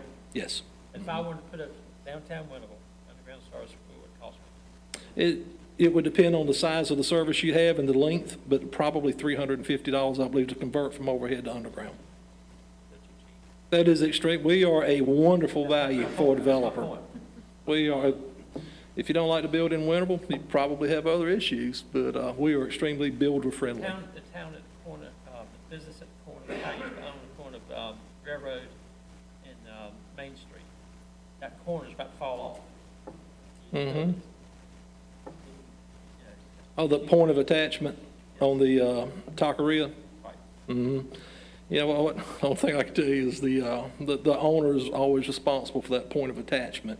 We need something to pull to. I think it's 550 for that. I'm sorry? I was thinking it's 550 range. I was thinking I think on just a straight underground would be 500, and in some places it's not very practical when you obviously have to take out the concrete and the road as well. It's very difficult, particularly on older buildings. Yeah. Earlier, so we need to jack that price up. Oh, you would have to. And I think we've talked about setting up some different things as well, not just on rates and rate classifications, but on projects. When you were to include, I've done it in the past, where on certain projects, specifically ones that had unique challenges, where you'd look at telling the builder or developer it would be a cost plus 20%. And that's worked great in the past in some of the different places I've worked. Okay. Y'all ready to hear about the challenges of gas? Yes, we are. All right. So I have quite a list for you tonight, so hopefully you won't get too frustrated with me. So we'll start with the natural gas. Obviously, we've all seen gas prices go up, and so that it doesn't just affect the gasoline at the gas pump, but also affects natural gas. And so you've probably seen some of the warnings as we get closer to the fall, natural gas users, there's already been some red herrings out there about the cost of natural gas this fall. Well, for us providers, it's a little bit ahead of that. And so we're looking at some pretty significant issues with regard to the electricity that we buy and from the Kings Mountain plant with regard to natural gas and the cost of the natural gas. And so as you may recall, our last budget amendment last year was pretty significant for our purchase for resale for our electric fund. Now, that has not changed as we move into this year. And so obviously, we were looking at some numbers and felt like it was very prudent to possibly ask the council for a workshop, excuse me, getting a little froggy, but ask the council for a workshop to discuss all the things that are going on with our electric utility, everything from the Kings Mountain plant with Carolina Power Partners to Peak, who we have our natural gas contract with, as well as the market and industry as it stands as a whole. Won't it help us financially? More people use electric heat and air or heat versus natural gas? It'll help Greenville makes yes. the money because natural gas, like I put in a unit today, all electric, because the cost of natural gas has gone up so much. I hope that will encourage people who will make more money. Yeah. Terry? So I wanted to just follow up what Anthony said. We would like to sit down and have just a specific conversation about what's going on economically in this market, not only nationally, locally, nationally, but worldwide, and just try to look at what we're seeing for the foreseeable future and how we want to address it. So I was wondering if we could potentially try to nail council down with a date in the very near future for a workshop on electricity. Okay. What dates are, hold on, Tony, what dates are you proposing? I don't have any to propose. If we could try to get it done this month, I think that would be very prudent. If we could try to look at, I know the first part of this month is crazy busy, but I'm thinking somewhere potentially the 23rd, 25th. I'm doing, the 25th is Watermelon Festival. Right. First day. How about 23rd's good. 23rd? How does that work for everybody? Is that I good? can make it work. That's That's on a Tuesday. 23rd. You know, 3 months ago, we said we were gonna have a workshop on these drainage problems. There's 24 places that went over that has drainage in their yards. Now, we had a stormwater workshop. I'm happy to try to schedule that, schedule another workshop. Everything settled from that workshop? I mean, I think we're clear on where some of the problem areas are. There's a lot of private drainage that's a problem that currently does not fall within our responsibility, that I think there's some probable disagreements on For instance, whose responsibility it the is. ditch along the town property on our land across the street needs to be dug out. Our land across the street. Yeah, the lot behind the library area. Okay, There's a ditch runs along that big pecan tree. okay. It's Take a on- look at that, Okay. definitely. But we're happy to schedule, a time to get back together to talk about the things that you all would like to talk about. Our most pressing issue, I mean, obviously, we need to talk about stormwater from a whole ARPA money standpoint. So we probably need to have a workshop about that, but we feel like we are really pressed to talk about the electric situation. What time's it on 23rd? I can do it as early as this group is available to do it, or we can do it as early as this. 5:36? What's How's the five- pleasure of the rest of the board members? What is y'all pleasure? 5:36 is good. 5:30, 6 o'clock, 5. Mr. Robinson, Paul? I think I might have a conflict that day. I don't have We can my move calendar on with me right now. But, Ms. Robinson? 5:30? 5:30? All right, we'll make it 5:30 on the 23rd. 5:30. 2030, we'll send out, obviously, we'll send out you a reminder Okay. before And you then. will provide some, And we will provide something to keep you satiated so we Okay. can. Yeah, we can always advertise more and more, use electric, What? Well, save money, use electric. We want to drill down into that whole purchase, subject and what it's costing us. So thank you for that. So 5:30 Thank on you, the Anthony. 23rd. Yeah. I think Anthony has. 5:30 or 6? Is 5:30 okay? 5:30. Okay. I'd like to remind the board that for 19 years, we were supposed to get a $75,000 franchise fee. We got it for 1 year, and then General Assembly did away with that. 19 times 75 we lost.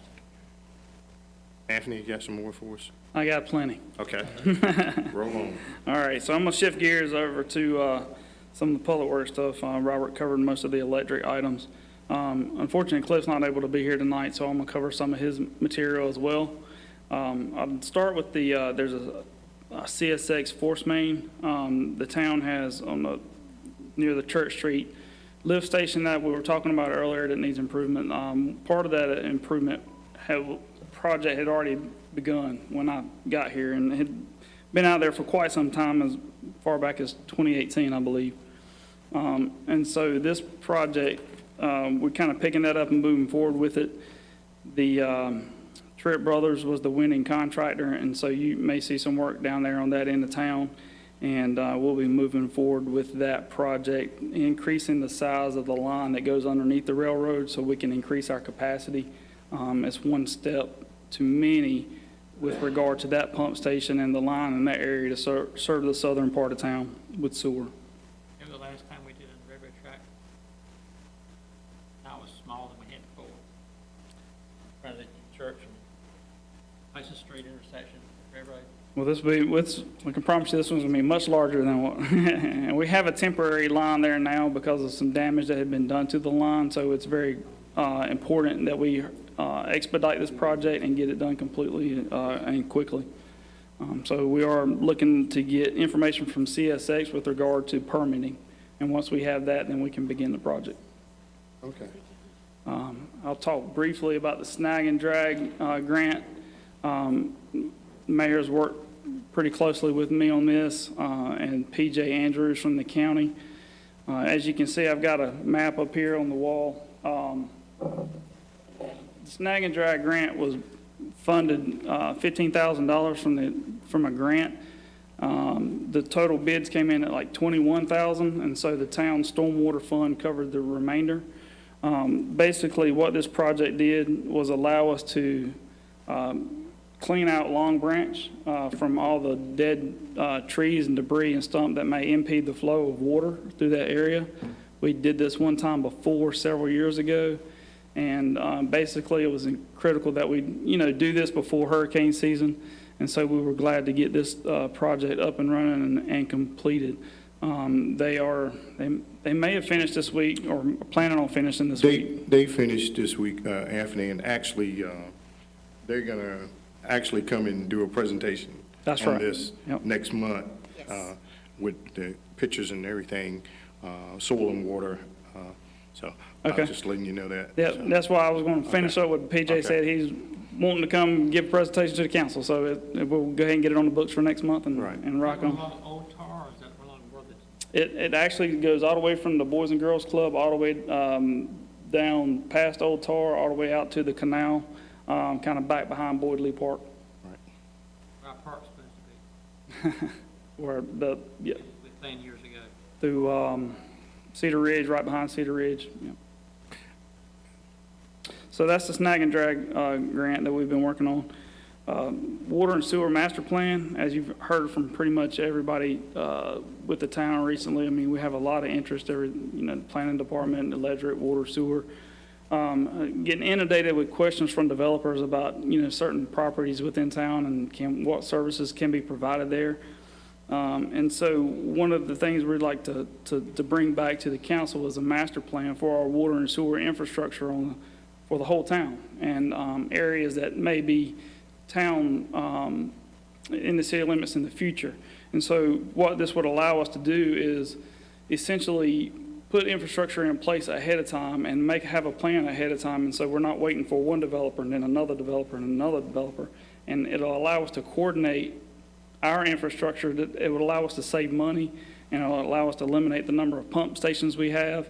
And so it'll also allow us to, basically, with the exception of knowing what property owner wants to sell or develop, and the exception of knowing what density, but there are some generalities that we can go ahead and looking at elevations of the properties and looking at potential, we know this is wetland, so we know that won't develop, things of that nature. We can identify a vast area and allow us to go ahead and make plans to have the infrastructure in place to service this area, and it'll save us a lot of money in the long run, especially if we can eliminate pump stations and things of that nature. So there is a grant in the cycle coming up in the fall, and the study is quite extensive and is very important for growth and development. And so we'll be bringing that back to you. So when we apply for that grant, we will give you some more information on that. Another thing we've been working on is the Railroad Street Project, ARPA funding. The School of Government has come out with basically a strategy for small towns who receive less than $10 million, which was us. We received $3,200,000. And so this plan is to basically reimburse the town for salaries and wages, and any fund that received that grant money for salaries and wages would then, in return, make the same contribution back to the project that was needed. So for us, it would be Railroad Street Stormwater. That was a item that the council had previously stated that they were interested in doing. And so basically, if you were to say the general fund spent $1 million on salaries and wages over the last 2 years, it's grant eligible. All we have to do is submit salary and wages reports to the feds, and the project is complete. Whereas if we say we're going to go through and build this project on Railroad Street, it'll take years, and this is a way to streamline it. You still get the money to go over to the Railroad Street project, and we're free to not have to worry about all the red tape that goes along, all the compliance issues, uniform guidance, things that are included with federal money that drag out a project, as well as the sooner you can spend it, the more difficult it is for them to, try to get it back or something like that. So, not that that's going to happen, but, it's definitely better to go ahead and get this project moving. And that's one way to do that. So I'll bring back more information on that and how that process works. And so y'all will be a little more comfortable with it. Do you anticipate we could vote on that in September? That's the plan, yes, ma'am. Excellent. Just for example, I mean, that would, Wait a minute. On that project though, where are we at? Or have we started preliminary process to do the work on Railroad Street? We haven't even. no, there's not been any work done on Railroad Street other than identifying that for the funding when the grant came in.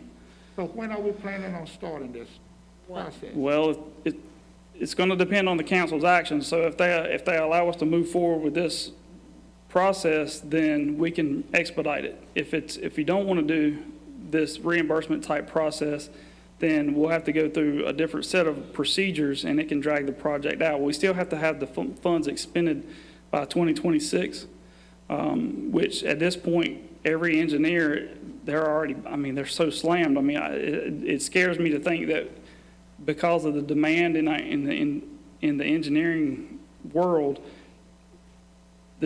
to get all that done in a timely manner and not lose the money because we didn't meet a date or deadline that was out of our control is concerning to me. If we vet that this reimbursement process, and Anthony's already started looking into that, if we determine that's a viable way to go, and that's what we're gonna ask council to do so that we don't get hung up in this deadline and have to return any money. That is not certainly what we plan to do, so. Okay, but what about while the money is in reserve or into a trust fund or into the Yeah, savings account? it's set aside. We can't touch it. I'm talking about, is it actually earning any kind of return from it? Well, nobody's earning much of a return right now. The interest rates have been so low. However, we are earning interest on it, yes, sir. That's what I'm asking. So we're earning something on it? though? Very little, yes, Very sir. little, But we are very earning little. something, so. Okay, all right. We're only allowed to invest in certain investments. And so we are invested in probably it's the North Carolina Capital Management Trust is where we put most of our money because of the liquidity and our interest rate that comes back on it. So the earnings that you earn on it won't have anything to do with what you receive. If you earn anything off the top, you don't have to, that belongs to the town. It would go back in that. Actually, we would keep it in that fund and let it go to the project. Give us a little bit more towards the project. But it still will be separate from. Half of, yeah, if you're lucky. And I guess, I'm sure you already know that Mideast, our council government, receive funds from the state to help cities and towns with the administrative costs, because so much paperwork, as you say, about these. So if they can be of help, we are a member, and that would be a benefit of being a member of that council of government. Thank you. So I don't know, many of you may or may not know our sewer vac truck had some significant damage to it. Been working diligently to get that corrected. It was a fairly new pieces of equipment. Spent a lot of time working with the manufacturer actually, and various sales reps and entities that are involved with the product. And while it was out of warranty when the damage happened, I will give it roughly $45,000 worth of equipment failure. And so I've been working diligently, and as of right now, I know we've got it at least down to 21,000, and we'll probably see even further reduction, but I don't have that specific number for you tonight. But the truck is back. They actually had to take it all the way back to the factory, go through the whole thing at the factory in Florida. And the truck is back, and we've actually used it a couple times and got training on it for the new guys this week. So we're trying to get everybody up to speed with that piece of equipment. That was one drama-filled, long process, but staff did a really good job of trying to stay on it so that we could finally get it back. Now, what truck was that? The new The vac. vacuum truck. Right, Yeah, this is Last the, one that we purchased. right. Well, yes, I forget how old it is. only 3 years, two, 2 years? yeah, 2 years. It's about like a cell phone. It know when to break down. Yeah, it's programmed to mess up at a certain point. Program mess up. But I will have to say, the companies I've been working with, once I got to the right people, have been very willing to work with the town, and we only had 900 hours on the truck. So they've been, once they realized the situation, they've been very forthright in trying to make it right, so. Good gracious. A.G. Cox driveway, that was put in today. I don't think they're done, are they? They're not done, are they? No, they removed the curbing today and dug out the driveway for them to open for the floor tomorrow. So, one step away, and then that was at the request of the school so they could park for the Watermelon Festival.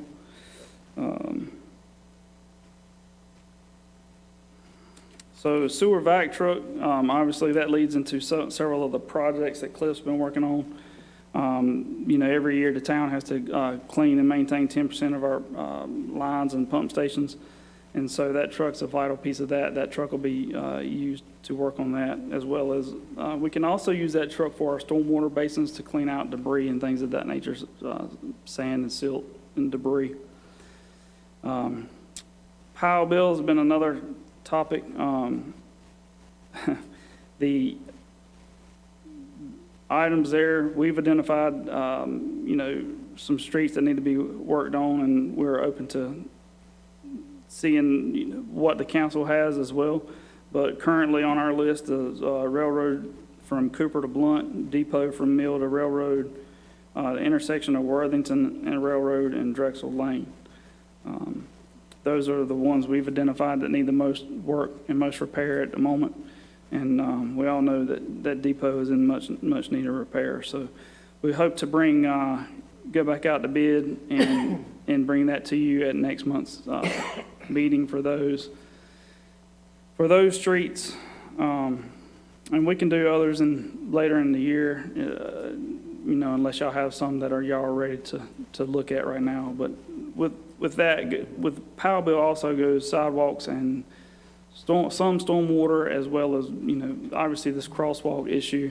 I definitely want to get a little bit better feel for what was approved that night at the council meeting, as well as the overall need of the town, and see how we can incorporate those together and get that done as quickly as possible. We have one parking space on Depot from Railroad to Mill. We that be added, was not part, but it's not marked, because you can't read it. But look at, can do 3 spaces there, at least 2 spaces there, give them additional space for people at the restaurants. What you said, when you move your car? Pardon? Nothing. It's not marked, so. So yeah, feel free to share anything. Just send me an email. If there's an area you want us to look at, we'll be glad to look at it. So sinkholes, there are several sinkholes that the town's working on.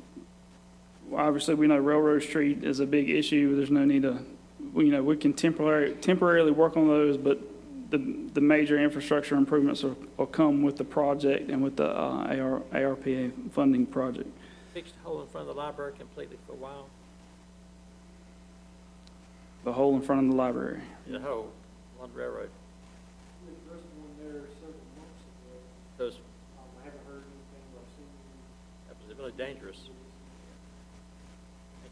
Little Drive is also an area that we want to focus on as far as fixing sinkholes. Ditch maintenance, the ditch contract has already occurred for the summer. I think they're done twice a year, one in the middle of the summer and one in the fall. And so we've got the first mowing. We had a lot of complaints about that, but they seemed to come about the time the contractor was getting in there. We've had a lot of issues with GFL. Y'all citizens may have reached out to you. I can tell you staff has worked diligently to work with them, to stay on top of them, to get them to, improve, as well as, try to find any kind of measures that, will allow us to communicate better and get faster responses. You you go back to the grass cutting, as of July 1, we're still going to contract out more. Do you have a number of bidders for that contract That's currently ongoing. ongoing? Is that better for staff, that we don't have to do it? Well, it's trying to maximize our time. Facility people.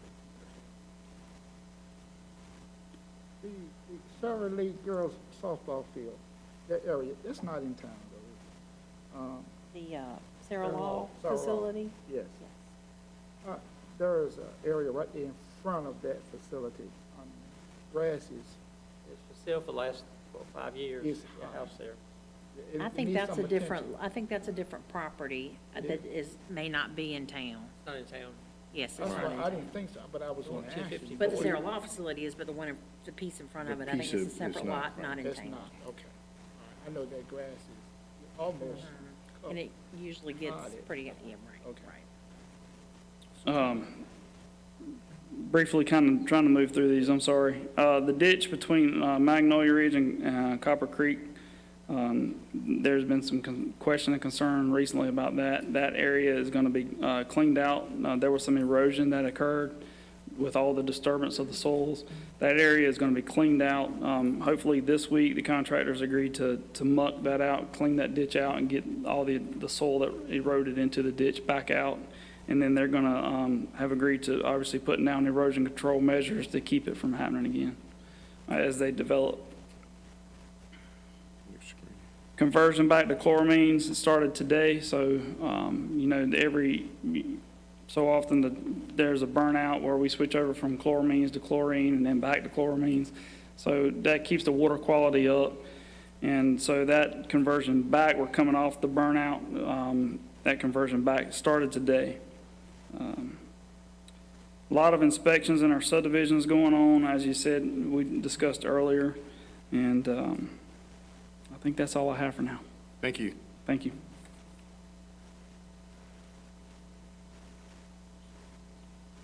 Jessica? Ms. Manning, the report. Chief, You have really been down in staff, chief.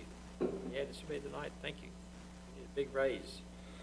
Good evening again. It sounds like Anthony's got it all under control. Mine seems kind of small when you listen to what he's got going on. But as we said earlier, we got 3 trainees that are starting the academy on Friday. We're excited about that.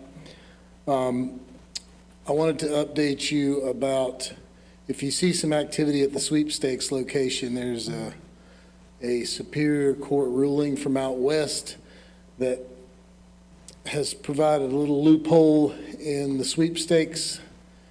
And to make a long story short, it's been ruled that it would be legal for me to take my device into the location, download some sort of access to the gaming system, and because it's my property that I've done that on, I could either sit there and play on my phone, or maybe I could take it home and play, and if I win, I could come back and... So I've been in contact with ALE.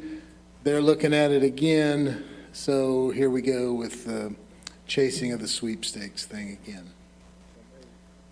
Lawyers are awesome. They are. That's why I sit beside this. Our lawyer is awesome. In this last quarter, we were awarded a continuation of our Internet Crimes Against Children grant, which was for $50,000. A lot of agencies, one to our north was denied. So we're proud of that. That increases our equipment and training capabilities so we can keep on top of that. We lost our duty expert to the SBI, and we've got 2 individuals that have stepped right in and become really proficient as well. So we're keeping that alive and going. And one of our projects that we're looking forward to from using asset forfeiture seizures is to add some intersection cameras that extend on Greenville's network So their camera basically stops at Fire Tower and Memorial. And that it's very instrumental in solving a lot of crimes is to have a traffic camera that sees. For example, if we would have had one at Mill and 11 in that crazy intersection that Mr. Moore likes to talk about, which is a horrible intersection, we may have been able to see who hit the pylons at the bed and breakfast with that kind of a camera system. Maybe. I think it. Cars going fast. I think it was dark, but still we might have been able to see something. But depending on how much money we get, we'll add as many as we can throughout town, which will help us in our investigative capability. That is great. And hopefully I can find you some money. I'm working on something. Awesome. That's all? Thank you. Thank you. Chief Moore. Thank you. Thank you, staff, for all the good work and all the reports. Right, let's see.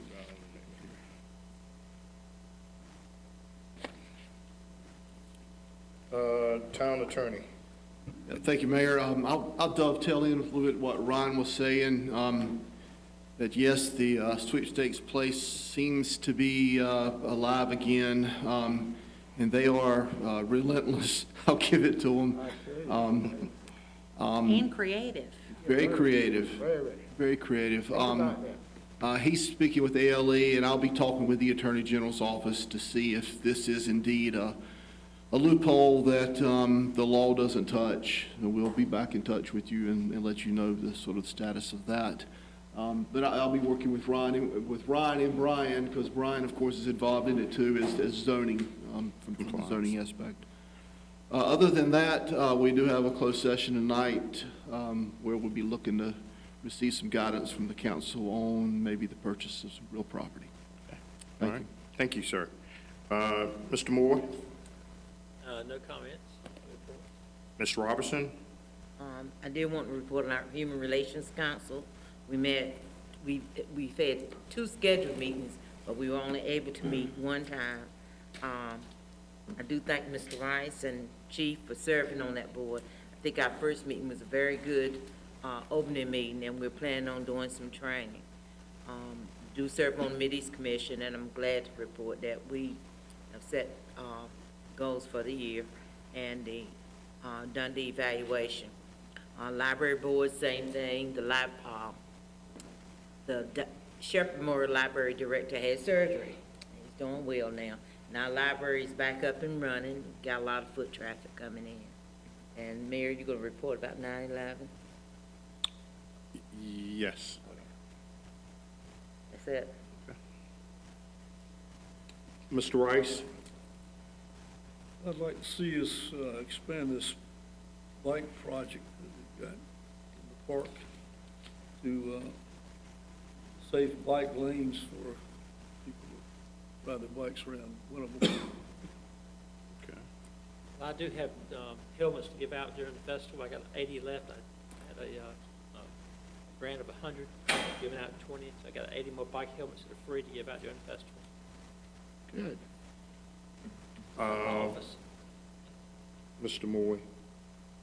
I would like to congratulate and thank all the department heads for the new employees that you selected to join our slice of good life here in the town of Winterville. I think you made a great selection, and I hope and pray that everybody stay will be a long-term jeopardy. Again, thank you so much for your selection of employees. Mr. Smith? Thank you, Mayor. I don't have anything this evening.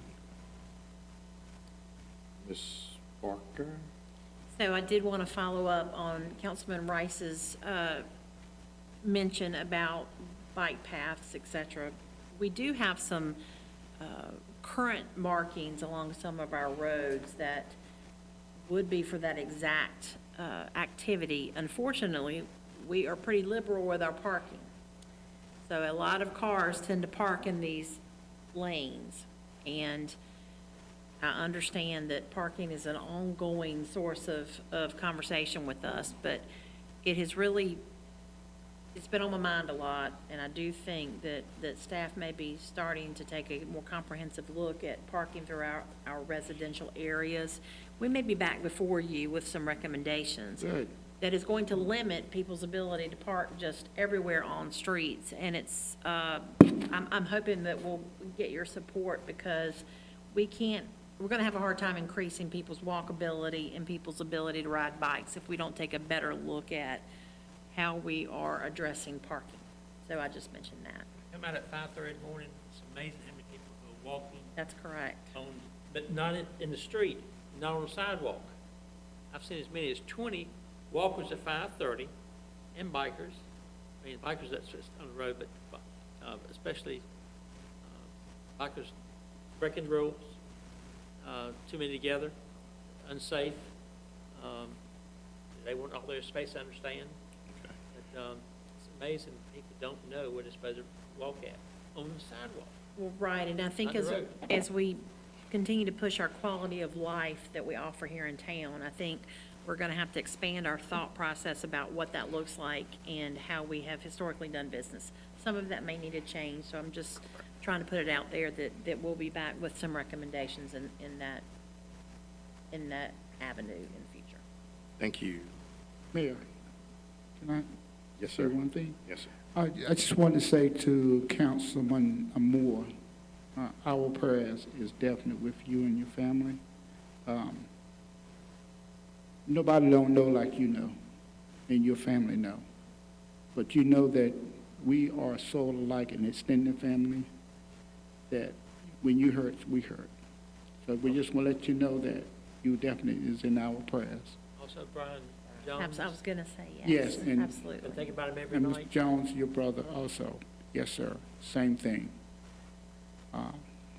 Everybody that has anything to deal with this town, or beyond this town, we are people that love one another. Doesn't matter who you are. But I just want to share it with you, Mr. Moore and Mr. Jones also. Thank you. Okay, thank you, thank you, thank you. Only thing I have to report so that we can go ahead on into closed session is, I was approached by Green Lamp Community Action. Green Lamp want to do a 9/11 appreciation. I met with them, and this will be a celebration to commemorate 9/11, on 9/11. They have formed a committee. I talked with Ms. Robinson. Ms. Robinson is going to serve on the committee. They want to meet at the town square over here. They'll get a speaker. They'll be responsible for a speaker. And basically, they want to recognize our police department, our fire department, our community fire department also. Any veterans or anyone that, may have been affected or had family members that was, lost during 9/11. So Green Lamp Community Action will be hosting that. It's going to be from like 5 to 7. Isn't that correct, Ms. Robinson? 5 to 7. We'll have some more details we'll be getting out. Hopefully it'll be on our website. They'll get some information to Don to share on our website. But okay. Hopefully everybody can attend that. When they approached me about it, I was always eager to help do it. So I think the only assistance that they're looking from us is some chairs and a PA system. But we can handle that, I think. Yes, because I don't think we have a PA system, do we, Evan? We Yeah, do? Okay. Okay, so I think we can handle the chairs and PA system. I think they may have contacted you, Evan. Did they contact you? They've reached out to me when I was on vacation. Okay, all right, okay, all right. I know. So we'll work on that. Okay, all We're right. gonna have Veterans Breakfast again this year. Okay. Festival, I've already got a cake from the church. and Okay. lots of different groups. All right. 115 last time we had it, what, 3 years? Very nice. Well, Tim Sutton's gonna be there, and I think John Moore's gonna. Okay. Well, we appreciate that. Now, here, we have closed session. Make a motion. Got a motion to go in closed session, second by Councilwoman, got a motion from Councilman Moore to go in closed session, second by Councilwoman Robinson.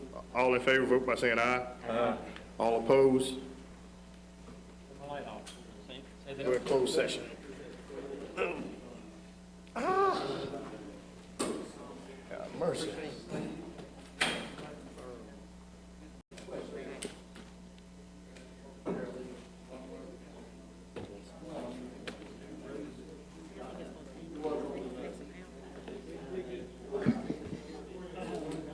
That's what I was contemplating. Let me find out, first of all, if it's going to be taken, and if not, we'll get on it from a code enforcement standpoint anyway.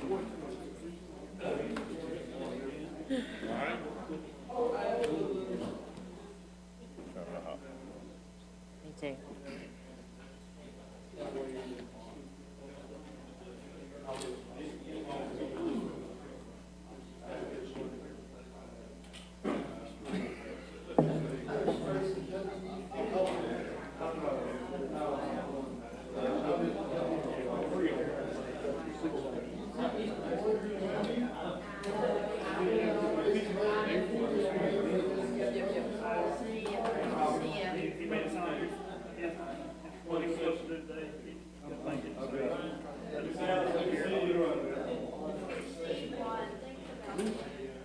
Thank y'all.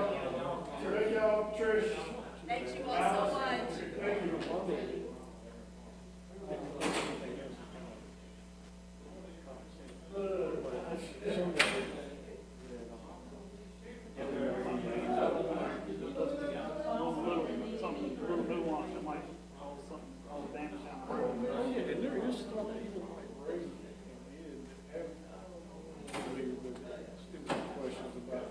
It's a great thing, but,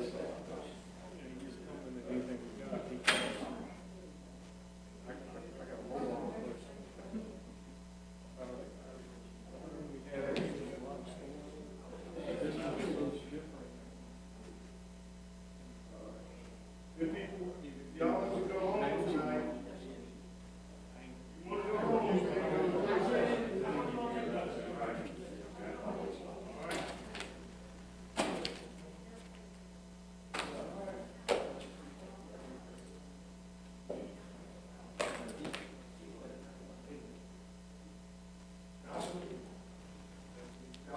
Go home, now.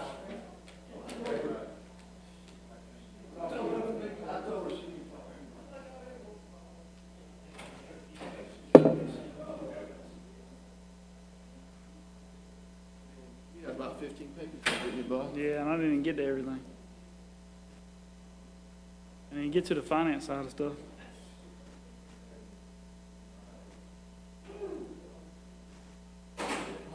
I'll be on the schedule. Just let me know when you brought it all up.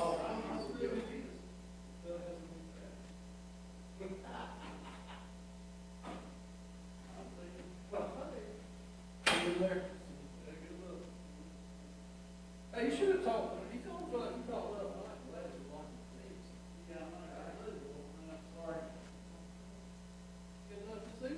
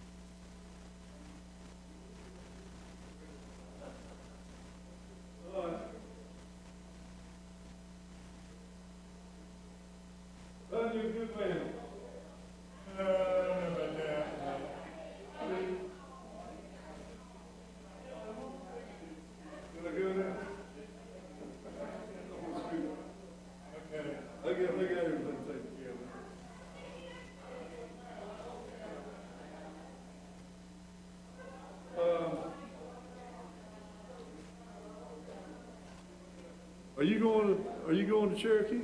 Yeah, Anthony and Robert. Okay. Oh, that was good. That was good tonight. So you go out to Cherokee too? All right. You should have. Have you been before? No, to the Cherokee. You ever been out there to the resort or to the casino? You're off.